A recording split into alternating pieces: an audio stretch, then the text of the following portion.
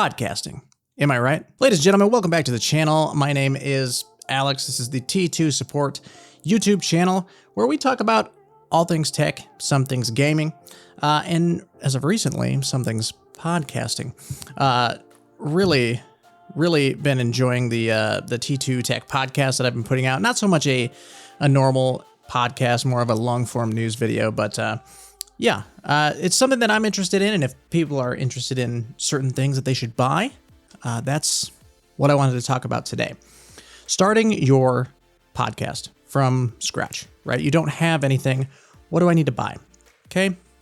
Basics of the podcast are simple. We've talked about this before with the Fifine K688, I believe is what the microphone is called. Right now I have the Shure MV7 right in front of me, but that's the first thing that you're going to need is a microphone, okay? And don't get it twisted. This could be a USB mic. It could be an XLR mic. I prefer XLR dynamic microphones. I like having to be close to the microphone in order for it to pick me up. It kind of cancels out the background and, noise and things like that. The Shure SM7B is a big hitter in the podcast world. Just wanted to let everybody know that the device that we're going to be talking about today does have enough power to power that microphone or gain to power that microphone without having to buy a cloud lifter. So after you get your mic picked out, whatever mic that you want, again, the Fifine K866 is a sick microphone. I love the Shure MV7, and again, that SM7B is out there as well. Then you're going to need an interface. And what an interface does is allows you to connect your microphone to the computer, an XLR microphone to the computer without having to have an XLR jack in your machine. I'm sure there are other variants of audio interfaces out there as well.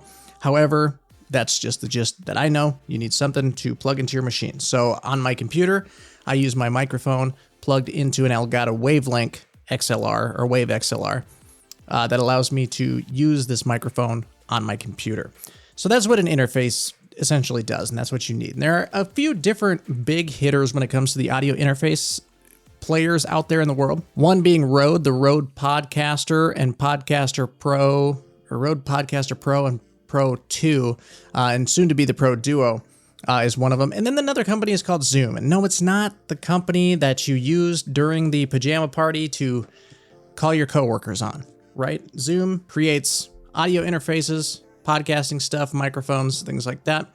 This right in front of me is the PodTrack P4, and this is what we started out on. Me and my wife tried to do a podcast not too long ago, like a couple years ago, year and a half ago, based on conspiracy theories. And one of us, it wasn't her, was just not really feeling that kind of vibe. Kind of got a little over it, unfortunately. Not that I wanted to. And ultimately, we stopped. And I did a podcast myself called Totally Innocent. It was basically a true crime mixed with a little bit of comedy. Oh, and also, sorry for the lighting. This is a different... So I'm in my dining room right now recording this because this is where me and my wife are going to shoot our new podcast. But yeah, that is why I picked up the new guy here today. So we got rid of the P4. I sold it. However, if you're looking for a super portable little interface that records onto a micro SD card so you don't even need to plug it into a computer to record on, you can go ahead and check out the PodTrack P4. It can handle 4 XLR inputs. That's why it's called the P4. And there's some gain knobs and things like that and different sound pads and stuff that you can use. I think you can get it for like $150 right now. It's not so bad. When I bought it, it was $300. So, but I sold my PodTrack P4, and I sold the P4 to upgrade to the P8, the Zoom PodTrack P8. It is a super neat device. It is super huge. I want to see if I can pick it up here just to show you. I mean, it's massive. It's big, right? But along with that, there's some sound pads on there. That's what the glowing lights are. And those sound pads, I can actually do stuff like sound effects. Cool thing about this, the PodTrack P8. So if the PodTrack P4 has 4 XLR inputs, you would think the P8 has 8. It does not. It has 6, and then it has a USB input as well as cell phone, Bluetooth. You can do a Bluetooth input on it as well. The screen on the P8 is completely touch screen. You can go in and you can fine tune your settings when it comes to your microphone. There are some volume sliders on it. If I slide this up here, my voice should get a little bit louder. I'm going to go back down so I don't blow anybody's eardrums out. Again, we got these sound pads that have 9 options. And then on the touchscreen, if you go in, you can have up to 4 banks, I believe. So 9 times 4. That's how many sound effects that you can have on it. Everything is color coded. I know with the Rodecaster Pro, everything is color coded, but you have to kind of go in and figure out which mic is what. On this, it tells you, okay, XLR 1 is red. Down here, 1 is red, the slider for the volume, so I know what I'm controlling at all times. The volume knob for my monitoring for track 1 is also red. Now the PodTrack P8 comes with 70 decibels of gain, meaning that you can control an SM7B or power an SM7B with the gain and not have to get a cloud lifter. It should be more than enough gain to be able to hear the microphone without any issues. I believe this guy needs about 50. I can't remember exactly, but it's well more than enough to power the SM7B and the MV7 as well. One thing that I really like about the P8, just messing around with it right here, right now, is that it has a button on it called Mark. And I will have, I should have B-roll of all of this stuff, but it has a button called Mark on it.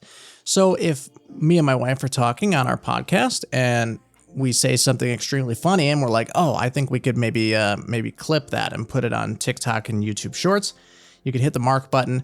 And then within your editing program, there's actually a little line where you click that to let you know, hey, this is where something is that you wanted to mark. Very cool. So I don't really know much about all of this world yet, right? Other than that I am talking to you.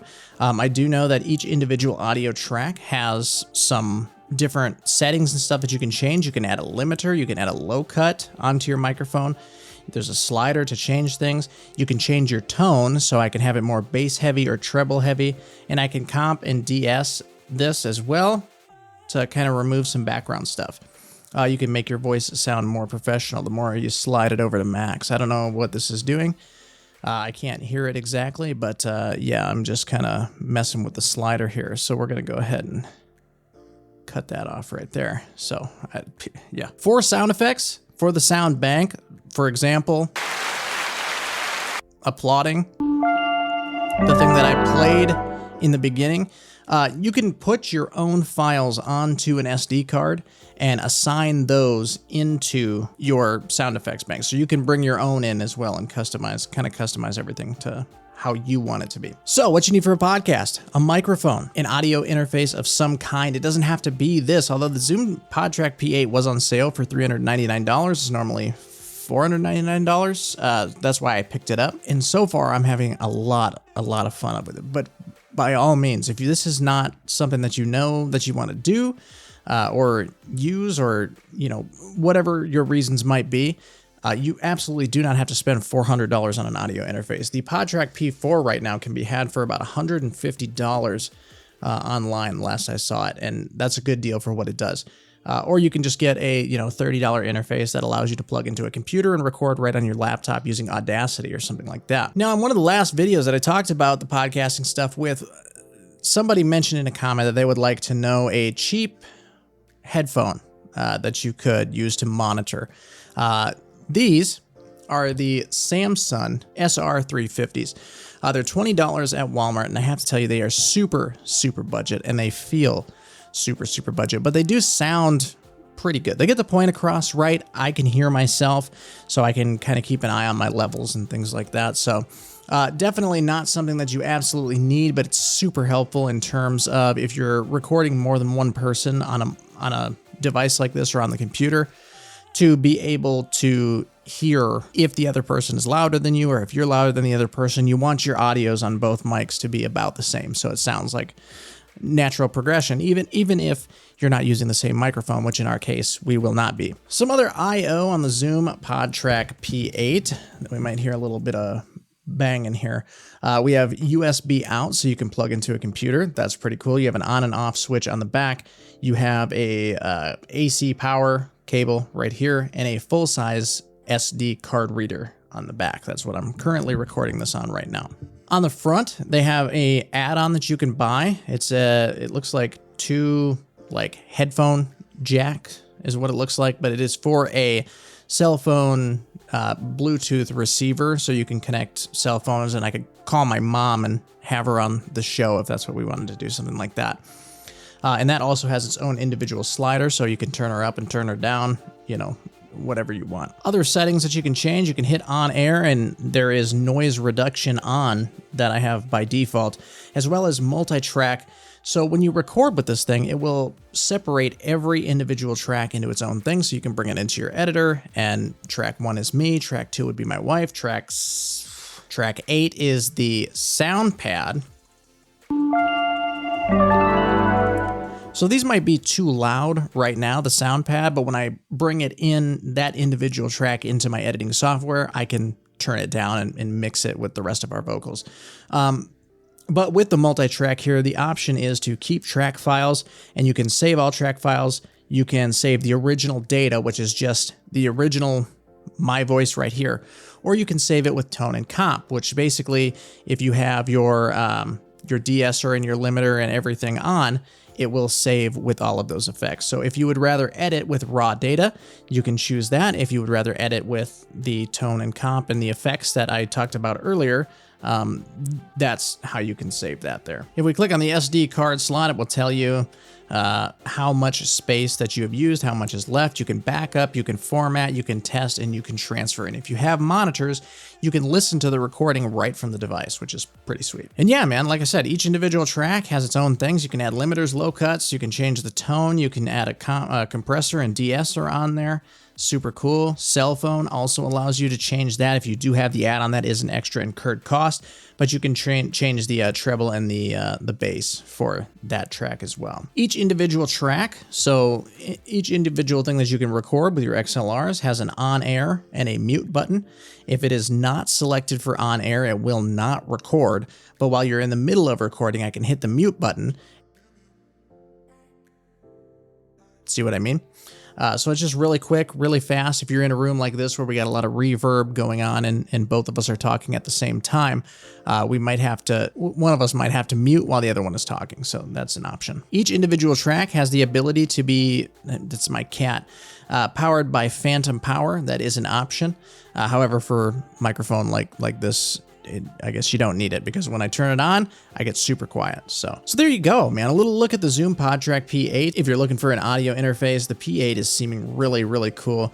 In comparison to the Rodecaster, I don't know how it stacks up because I've never used it, but the PodTrack P4, if you're looking to get into podcasting and you don't want to incur that initial big $400 cost for an interface like this, $150 online for the P4, and it does pretty much all that this does, except in a small form factor and maybe not quite as feature rich as the P8 is. Then of course we got our microphone. Again, the Fifine K688, I think is what I kept calling it the wrong thing in the initial video.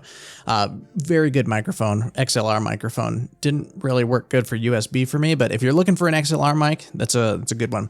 For $70, it's a pretty good deal. And then of course monitors, if that's what you're looking for, you can get the Samsungs at Walmart, not Samsung, not to be confused with, at Walmart for $20. I would not use these headphones for anything other than monitoring the PodTrack P8, monitoring the podcast, because they are wildly cheap and not very comfortable. But like I said, gets the job done. I can hear myself just fine. It's crystal clear. I can hear all of this stuff when I play a sound pad. So I guess it is what it is, I suppose. I really don't know what else to mention about the P8 other than that I want to use it for a little while and then maybe give more thoughts on it. But it's so far seeming to do a great job. And again, I apologize for the lighting. The video is, we're in a very warm room right now with windows shut, so it might look a little warm coming in. But super cool thing. Let's take it out, and we'll see you in the next video.